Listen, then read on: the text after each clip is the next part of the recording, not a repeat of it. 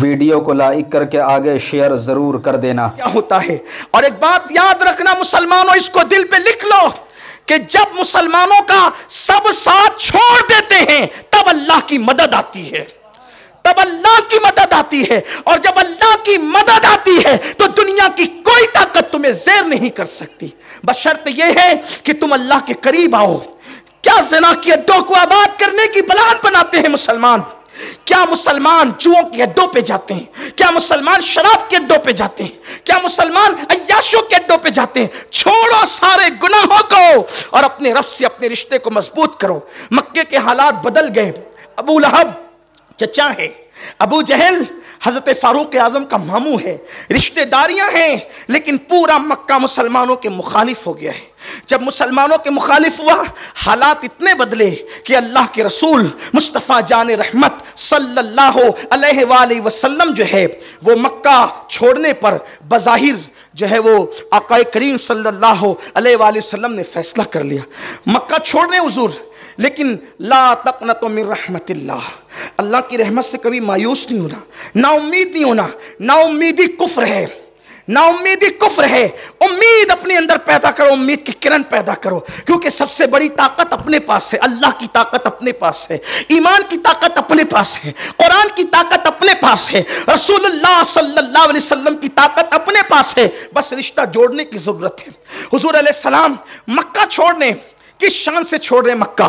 صرف ایک صحابی دبلے پتلے، حضور کے جو صحابی حضور کے ساتھ تھے دبلے پتلے۔ انسان جب مجبور ہو کر پریشان ہو کر کہیں سے نکلتا ہے تو مضبوط ساتھیوں کے ساتھ نکلتا ہے، ٹھیک ہے، مضبوط باڈی گارڈ کے ساتھ نکلتا ہے کہ حملے کے موقع پر میری مدد یہ بندہ کرے گا، لیکن حضور علیہ السلام نے جس کو ساتھ لیا اس کا وزن وہ بظاہر دبلا پتلا ہے، کمزور شخصیت ہے، جسم کے اعتبار سے کمزور ہے مگر ایمان کے اعتبار سے اتنی مضبوط ذات ہے کہ حضور فرماتے ہیں سب کا ایمان ایک پلڑے میں رکھو اور میرے ابو بکر کا ایمان ایک پلڑے میں رکھو تو سب کے ایمان پہ ابو بکر کا ایمان بھاری پڑ جائے گا، یقین اس کا بھاری پڑ جائے گا۔ حضور نے سب سے دبلے پتلے صحابی کو ساتھ لیا، لیکن جب کعبے کا آخری مرتبہ طواف کیا تو کعبے کا طواف کر کے حضور نے کعبے کو دیکھا اور رو پڑے اور کہنے لگے اے کعبہ میں تجھ سے بہت محبت کرتا ہوں، اے کعبہ میں تجھ سے بہت محبت کرتا ہوں، میں تجھے کبھی چھوڑ کر نہ جاتا، تو میرے اللہ کا گھر ہے، مگر اے کعبہ سن لے میں آج جا رہا ہوں، میں آج جا رہا ہوں لیکن جلدی واپس آؤں گا، یقین بول رہا ہے جلد واپس آؤں گا۔ دیکھو حالات ایسے، حضور گھر چھوڑ کے جا رہے ہیں مگر حضور فرما رہے امتیوں کو درس دینے کے لیے حالات سے کبھی مایوس نہیں ہونا۔ حضور کہتے ہیں میں جلد لوٹ کر کے آؤں گا، اور پھر صدیق اکبر کو ساتھ لے کر حضور غار ثور میں 3 دن تک رکتے ہیں۔ 2 لوگ ہیں، 2 لوگ، ایک صدیق اکبر ہے، سرکار ہے، واقعہ بتانا مقصد نہیں، صرف اشارہ دینا تاکہ امید کی کرن پیدا ہو۔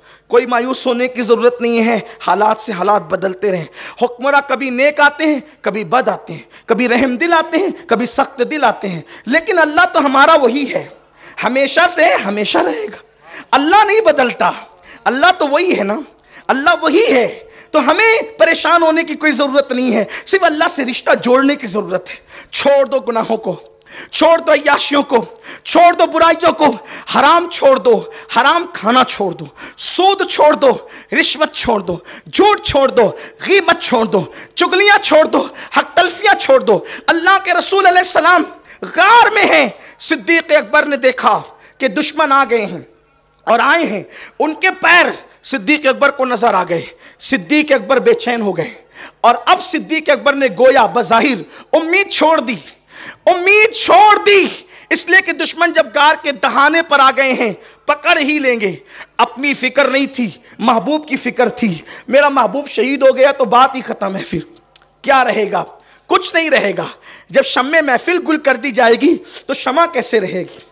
شمع محفل بجھا دی جائے گی تو زینت محفل کہاں چلی جائے گی؟ ظاہر سی بات ہے، محفل سے پیر موگا اٹھ کر چلا جائے تو محفل کی رونق چلی جاتی ہے، اگر رسول اللہ چلے جائیں گے تو پھر کائنات کا حسن کہاں ہوگا، کائنات کی بہاریں کہاں ہوگی؟ اسی لیے قدرت نے فیصلہ کیا ہے، حبیب جب تک تجھے رکھوں گا تبھی تک کائنات کو رکھوں گا، جب تجھے اٹھا لوں گا تو کائنات کو بھی اٹھا لوں گا۔ پتا چلا آج کائنات موجود ہے، مصطفیٰ جان رحمت موجود موجود ہے. نظر آئے یا نہ آئے, وہ جو نہ تھے تو کچھ نہ تھا, وہ جو نہ ہو تو کچھ نہ ہو. اللہ اکبر. جان ہے وہ جہان کی, جان ہے تو جہان ہے. اگر خوشیوں کی بہاریں آ رہی ہے تو مصطفیٰ جان رحمت موجود ہے. اگر عیدیں پلٹ پلٹ کر آ رہی ہے تو مصطفیٰ جان رحمت موجود ہے. اگر گلستہ میں بہاریں آ رہی ہے تو مصطفیٰ جان رحمت موجود ہے. رمضان شریف پلٹ پلٹ کر آ رہا ہے تو مصطفیٰ جان رحمت موجود ہے, حضور موجود ہے. یہ اور بات ہے نظر آئے یا نہ آئے. صدیق اکبر کو غم ہوا, غم کرنے لگے میرے محبوب کا کیا ہوگا,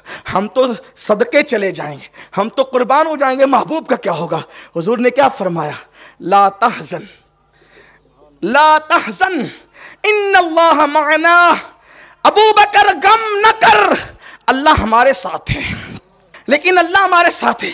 مکے کے ڈاکو, مکے کے گنڈے, مکے کے دہشت گرد ہمیں نکلنے پر مجبور کرتے ہیں بظاہر, مگر غم نہ کر, طاقت ہمارے ساتھ نہیں, اسلحے ہمارے ساتھ نہیں, وقت کی مکے کی حکومت ہمارے ساتھ نہیں, لیکن ان اللہ معنا, اللہ ہمارے ساتھ ہے. اور دنیا نے دیکھا جب نبی نکلے تھے تو اکیلے ایک صدیق کے ساتھ نکلے تھے, مگر جب لوٹتے مکہ فتح کرنے تو ہزاروں صحابہ کو لے کر کے لوٹتے اور ساری طاقتیں قدموں میں ڈھیر ہو جاتی ہے. ہمیں کوئی مایوس نہیں ہونا, لیکن کرنا کیا ہے, ان اللہ معنا, اللہ ہمارے ساتھ ہے. داڑیاں منڈا کے گٹروں میں پھینکو گے تو کب اللہ ساتھ ہوگا, کانوں میں ایئر فون لگا کے گانے سنو گے تو اللہ کب ساتھ ہوگا, اللہ ساتھ کب ہوگا, اس کی طرف آؤ تو صحیح. ان اللہ معنا, اللہ ہمارے. کتنی بڑی بات کہی, اور بھی ابو بکر صدیق سے نہیں کہی, صدیق اول مخاطب تھی اس بات کی, اور قیامت تک کا ہر مومن تھا. لا تحزن, غم نہ کرو, کیسے ہی حالات آئیں غم نہ کرو, اللہ ہمارے ساتھ ہے, اللہ ہمارے ساتھ ہے. آپ کو کوئی ضرورت نہیں مایوس ہونے کی, ڈپریشن میں جانے کی کوئی ضرورت نہیں ہے, آپ کو جذباتی ہونے کی بھی کوئی ضرورت نہیں ہے. جیسے اور قومیں سیاست کے میدان میں کھڑی ہیں, آپ بھی کندھے سے کندھا لگا کر کھڑے رہیں. تجارت کی میدان میں کھڑی ہے, آپ بھی کندھے سے کندھا لگا کے کھڑے رہیں. ایجوکیشن کے میدان میں اور قومیں کھڑی ہیں, آپ بھی کندھے سے کندھا لگا کے کھڑے رہیں. مایوس نہ ہو, جتنا ٹیلنٹ آپ کے پاس ہے, بس بات ختم کر رہا ہوں, جتنا ٹیلنٹ آپ کے پاس ہے صلاحیت, اتنا کسی کے پاس نہیں ہے. سب کو آپ کے ٹیلنٹ سے خوف ہے, اس لیے کہ آپ کے پاس صلاحیت بہت ہے. اللہ نے آپ کو ذہن بہت دیا ہے, آپ کو دماغ بہت دیا ہے. کائنات کے اندر جتنی چیزیں ایجاد کرنے کی, جتنے نکات نکلے ہیں, وہ کہیں نہ کہیں سے اس کے سوتے اسلام سے پھوٹتے نظر آتے ہیں. لیکن بات اتنی ہے, لوگ آپ کی صلاحیتوں کو زنگ آلود کرنا چاہتے ہیں. جب آپ مایوس ہوں گے تو پڑھیں گے کہاں, جب آپ مایوس ہوں گے تو تجارت کہاں کریں گے. کوئی مایوس نہیں ہونا, اللہ سے رشتہ مضبوط کر کے گھر سے نکلو, اور موت سے تو ڈرنا چھوڑ دو, اس لیے کہ ایمان بنا لو. اگر یہ ایمان نہیں ہے تو اپنے ایمان کا جائزہ لو کہ پھر تم کیا ہو, پھر تم کیا ہو. مومن کی شان یہ مومن کا ایمان ہے کہ جس دن اللہ نے آپ کی موت لکھ دی ہے, اس سے ایک سیکنڈ پہلے موت نہیں آ سکتی, اور اس کے ایک سیکنڈ بعد موت نہیں آ سکتی. اگر اس نے لکھی ہے کوئی بچا نہیں سکتا. اے سی میں پیک کمروں میں بھی محفوظ نہیں رہ سکتے. قرآن کہتا ہے, اللہ اکبر, اللہ رب العزت ارشاد فرماتا ہے کہ اینما تکونوا یدرککم الموت ولو کنتم فی بروج مشیدہ, کہ اگر تم مضبوط قلعوں میں بند ہو جاؤ گے تو بھی تمہیں موت وہاں پر آ کر کے رہے گی. اللہ نے لکھ دیا ہے مضبوط قلعہ بھی تمہیں موت سے بچا نہیں سکتا, اور اللہ نے نہیں لکھا ہے تلوار سے ٹکڑے کر دیے جائیں پھر بھی تمہاری زندگی موجود رہے گی. یہ ایک مسلمان کا ایمان. چھوڑ دو موت سے ڈرنا, موت سے ڈرنا. اور دشمن کیوں ٹوٹ پڑے تم پہ پتہ ہے, سرکار کی حدیث ہے, جب میری امت میں دو چیزیں پیدا ہو جائے گی تو ان پر لوگ ایسے ٹوٹ پڑیں گے جیسے بھوکا دسترخوان پہ ٹوٹ پڑتا ہے. پوچھا کیا وجہ ہوگی, ہم کم ہوں گے, کہا نہیں, حب الدنیا و کراہیت الموت, دنیا کی محبت میری امت میں پیدا ہوگی اور موت سے نفرت پیدا ہوگی. جب یہ چیز پیدا ہوگی تو وہ بزدل ہوں گے اور اسلام دشمن طاقتیں ان پہ ٹوٹ پڑے گی. دنیا کے سامنے سینہ تان کر لڑنے کے لیے نہیں, صلاحیتوں کو لے کر کھڑے رہیے. سیاست, تجارت اور تعلیم, ان تینوں بلکہ ہر میدان میں سب کے کندھے سے کندھا ملائیے. جو صلاحیت آپ کے پاس ہے وہ کسی کے پاس نہیں. لیکن اختتام اس پہ کرتا ہوں, آپ کی صلاحیتوں کو زنگ لگ رہا ہے کیونکہ آپ کے بچے اب کتاب کو چھوڑ کر موبائل ہاتھ میں لے چکے ہیں. روزے میں بھی گیم نہیں چھوٹتا لوگوں سے، گیم روزے میں بھی، وہ روزے کیا قبول ہوں گے جس روزے میں خدا کی یاد نہیں آتی، گیم ہی میں ڈوبے رہتے ہیں۔ اور کچھ گیمز ایسے یہودیوں نے ایجاد کیے ہیں جس میں باضابطہ طور پر نفسیاتی طور پر تمہیں شکست دینے کا پلان ہے۔ جو تمہارے بچے گیم کھیلتے ہیں وہ نفسیاتی طور پہ خود کو شکست خوردہ یعنی ہارا ہوا تسلیم کرتے ہیں۔ ابھی رمضان شریف کی آخری عشرے کی بات ہے کہ پب جی کھیلتے ہوئے ایک فرقان نام کا لڑکا مر گیا، 12ویں جماعت کا سب سے بہترین طالب علم مر گیا۔ ہمیں اپنے بچوں سے پیار نہیں، کیوں دیتے ہیں اپنے بچوں کو گیم کھیلنے کی ہم اجازت؟ آپ اپنے بچوں کو وہ گیمز کھیلنے کی اجازت دیجئے جس سے جسم کی نشو و نما ہوتی ہے، جسم جس سے مضبوط ہوتا ہو۔ یہ گیم تو آپ کے بچوں کو نسوانیت کی طرف لے جا رہے ہیں، وہ آپ کے بچوں کو ذہنی طور پر معاوف کر دیتے ہیں، ذہنی طور پہ تھکا دیتے ہیں۔ اس لیے میری گزارش ہے کہ اپنی صلاحیتوں کا خیال کیجئے، اپنے ٹیلنٹ کا خیال کیجئے، اللہ پہ بھروسہ کیجئے اور مایوس ہوئے بغیر تجارت کے میدان میں ڈٹیے۔ آج کل تجارت بھی مسلمانوں کی بہت زیادہ ڈھپ ہوتی جا رہی، وجہ یہ ہے کہ تجارت کرنے والے گیم کھیلتے۔ میرے عزیز نے، میرے بھائی نے مجھے ایک بات کل ہی بتائی، ایک میڈیکل کا تذکرہ کیا کہ بہت چلتا تھا میڈیکل، بھیڑ لگی رہتی تھی، اس علاقے میں میڈیکل تھا نہیں، لیکن 4-6 لڑکے آنے لگے اور سب بیٹھ کر کے گیم کھیلتے ہیں۔ تو وہ گیم دیکھتے دیکھتے کھیلتے کھیلتے پھر وہ کبھی چٹھی دیکھتے، کبھی نہیں دیکھتے، کبھی چھوڑ دیتا ہے، لوگوں نے آنا چھوڑ دیا، مال ہے نہیں ہے۔ اس طرح سے یہ تعلیم میں بھی تعلیم کو بھی متاثر کر رہے ہیں، گیم تجارت کو بھی متاثر کر رہے ہیں، فکر ذہن کو بھی متاثر کر رہے ہیں۔ میری گزارش ہے تجارت کے میدان میں مضبوط ہوئیے، مندی کا کوئی خیال مت کیجیے، اس لیے کہ تجارت سیاستدانوں کی چوکھٹ سے نہیں ملتی بلکہ رزق اللہ کے دربار سے ملتا ہے، اس کے یہاں کوئی مندی نہیں ہے۔ اگر تم اللہ سے اپنا رشتہ جوڑ لو، سب کی دکان پہ مکھیاں بن بنائے گی، تمہارے دکان پر گاہکوں کی قطار لگی ہوئی ہوگی۔ یہ بات ہے، میں آپ کو کوئی لطیفہ نہیں کہہ رہا ہوں، کوئی چٹکلا نہیں کہہ رہا ہوں، کوئی سبز و باغ بھی نہیں دکھا رہا ہوں، اللہ کی عزت کی قسم کھا کر کہتا ہوں، اتنے بڑے مجمع میں آج عید کا دن ہے کہ اللہ سے رشتہ جوڑیے۔ جن لوگوں نے رشتے اللہ سے جوڑے ہیں اللہ تعالیٰ نے ان کو جنگلوں میں روزیاں عطا کی ہے۔ بس رشتہ جوڑ کر تو دیکھیے، بات ختم کرتے ہوئے اس لیے کہ لوگ آ رہے ہیں، اب جو لوگ آ رہے ہیں ان سے میری صرف اتنی گزارش ہے کہ بس 5 منٹ میں جماعت کھڑی ہو جائے گی، وہ وضو کر لیں جلدی سے، اور جو لوگ ادھر بیٹھے ان سے رابطہ جوڑنے کے لیے اب چونکہ جگہ بھی ختم ہے، قریب الختم ہے، اگر یہاں پر کوئی موٹا ٹانٹ وغیرہ ڈال کر اس کو بھی پیک کر سکتے ہو تو چند لوگ یہاں آ سکتے ہیں، بیٹھ سکتے ہیں۔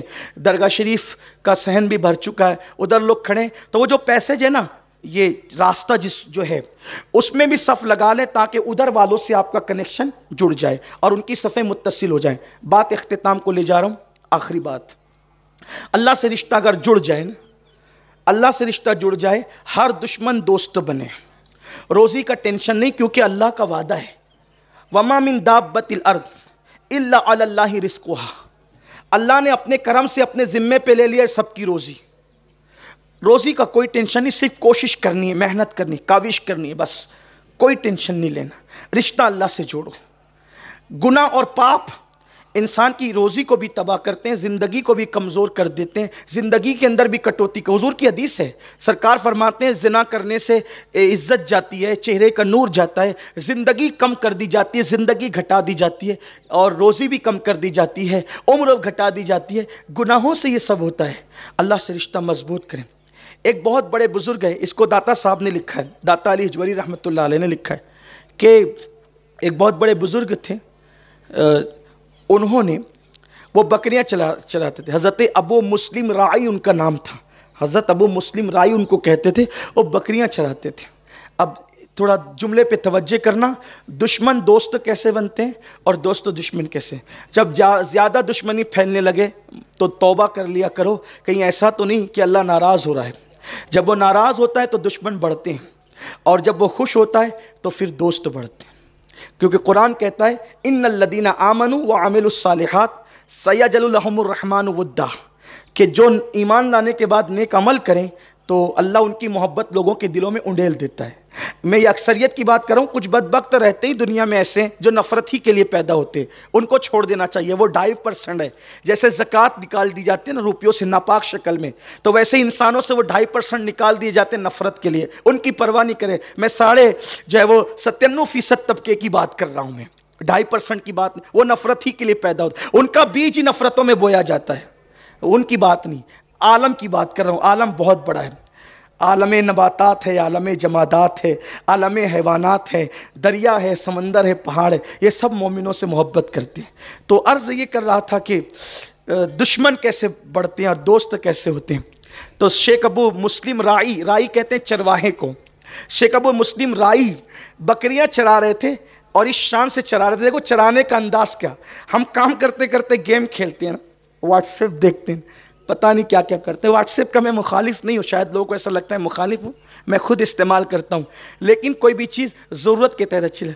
کھانا انسان کی زندگی کے لیے ضروری ہے، لیکن قرآن کہتا ہے اس کو بھی مت زیادہ کھاؤ. قرآن کہتا ہے کلو وشربو ولا تسرف، کھاؤ پیو حد سے مت بڑھو. تو جب کھانے پینے میں پابندی لگا دی گئی کہ حد سے مت بڑھو، تو واٹس ایپ اتنا کیسے آپ نے نشے کے طور پہ طاری کر لیا کہ نہ رات دیکھا، نہ دن دیکھا، نہ صبح دیکھی، نہ شام دیکھی، نہ بیوی نہ بچے، کچھ سمجھ میں ہی نہیں آتا آپ کو. یہ مت کرو. ہمارے ہر چیز ایک اعتدال پر ہے. جب کھانا پینا اعتدال پر ہے، ولا تسرف کہہ کر کیسی پابندی لگائی، حد سے مت بڑھو. حد سے جہاں بڑھو گے پکڑے قدرت پکڑ لے گی، سزا دے گی. حد سے مت بڑھو. خوشیوں میں بھی حد سے مت بڑھو، غموں میں بھی حد سے مت. خوشیوں میں عید میں اتنے خوش مت ہو جاؤ کہ ٹھیٹریں بھر جائے. میت پہ اتنے مت غمگین ہو جاؤ کہ ماتم ہی کرنے لگو. ہمارا مذہب وہ نہیں. اعتدال، اعتدال اور اعتدال.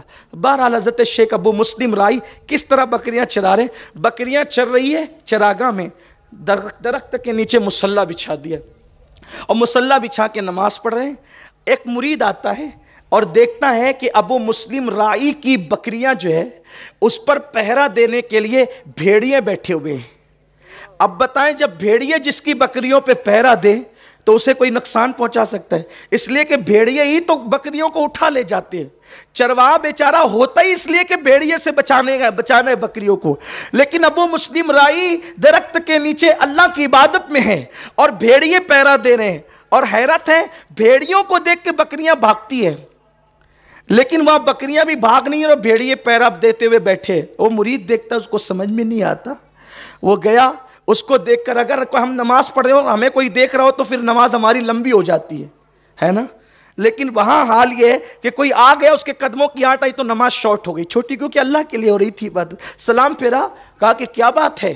کہا حضرت بات سمجھ میں نہیں آئی، یہ بکریوں اور بھیڑیوں میں دوستی کیسے ہوگی؟ یہ تو آپس میں ایک دوسرے کے دشمن ہیں، ان کی دوستی کیسے ہوگی؟ کیا پیارا جواب دیا. داتا صاحب لکھتے ہیں جب سے میں نے اللہ سے دوستی کر لی، میری بکریوں کی بھیڑیوں سے دوستی ہو گئی. جب سے میری دوستی میرے اللہ سے ہو گئی، بھیڑیوں سے میری بکریوں کی دوستی ہو گئی. کہا اچھا، اوہو. پھر اس کے بعد دوپہر تھی، کھانے کا وقت آیا. تو کھانے کے ٹائم تو کہا آپ کھاتے کیسے ہیں؟ تو شیخ ابو مسلم رائی نے کہا چلو. گئے، ایک چٹان تھی پتھر کی، اس کو ہاتھ مارا، ایسی ہاتھ مارا تو 2 کٹورے آئے اور اس پتھر سے ایک طرف دودھ نکلا، ایک طرف شہد نکلا. یہ بہت معتمد اور مستند کتاب صوفیہ کے نزدیک جس کو کشف المحجوب کہتے ہیں، میں وہیں سے یہ واقعہ پڑھ رہا ہوں. یہ کوئی بہت یعنی جو ہے وہ غیر معتبر بات نہیں ہے، بہت معتبر واقعہ. داتا صاحب نے لکھا ہے. یہ داتا صاحب کون ہے؟ داتا لیجوری غوث پاک کہتے تھے میرے دور میں اگر داتا صاحب ہوتے تو میں ان سے مرید ہوتا.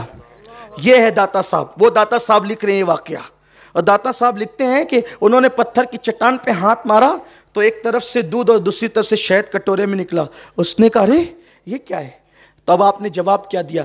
نادان تجھے پتہ نہیں کہ موسیٰ علیہ السلام کی قوم، ان کی امت، ان کی نافرمان تھی تو ان کے مطالبے پر پتھر سے پانی نکلا.